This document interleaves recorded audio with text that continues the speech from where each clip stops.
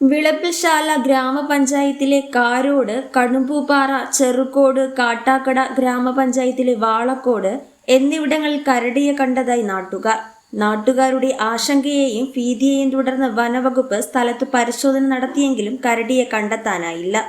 ഇതോടെ ഇവിടങ്ങളിൽ CCTV ക്യാമറകൾ സ്ഥാപിച്ച് നിരീക്ഷണം നടത്തി വരികയാണ്.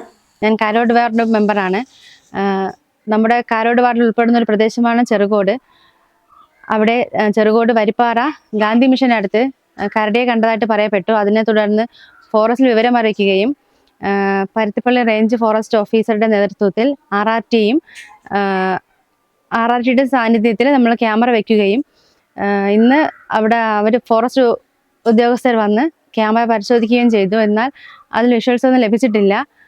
പക്ഷേ ഇന്നും രാവിലെ അവിടെ നിന്ന് കരടിയെ കണ്ടതായിട്ട് പറയപ്പെട്ടു. വാർഡ് കാരോട് വാർഡാണ്. അത് ചെറുകോടിന് സമീപം കടുമ്പു എസ്റ്റേറ്റിൻ്റെ അടുത്താണ് ആദ്യം ഈ കരടി ഇറങ്ങിയത്. എന്നിട്ട് അത് അവിടെ ക്യാമറയൊക്കെ കൊണ്ടുവച്ച് അവിടെ നിന്ന് ഇപ്പോൾ നമ്മളെ ഈ ഏരിയയിലായിട്ട് ഇങ്ങോട്ട് ആണ് കയറിയിട്ടുള്ളത്. ഇന്നലെ വെളുപ്പാങ്കലം 3:30 ഇവിടെ വന്ന് അടുത്ത വീട്ടിലുള്ള പാർട്ടികളൊക്കെ കണ്ട് ഇവിടെ വിളയിലൊക്കെ വന്ന് നാശം ഉണ്ടാക്കിയിട്ട് അപ്പുറത്തെ പള്ളിയുടെ അടുത്തോട്ടാണ് പോയിരിക്കുന്നത്. അവിടെയും ക്യാമറ വച്ചിട്ടുണ്ട് ഇന്ന് വന്ന് ഫോറസ്റ്റിൽ നിന്ന്. ഇവിടെ എത്രയും പെട്ടെന്ന് ഇത് പിടിക്കാണ്ട് സെറ്റപ്പ് ചെയ്യണം. അല്ല പിള്ളേരൊക്കെ ഇവിടെ ഉള്ളതാണ്. നാട്ടുകാർക്ക് ബുദ്ധിമുട്ടുണ്ടാകാത്ത രീതിയിൽ പെട്ടെന്ന് ശല്യം മാറ്റി തരണമെന്നാണ് എൻ്റെ അഭിപ്രായം.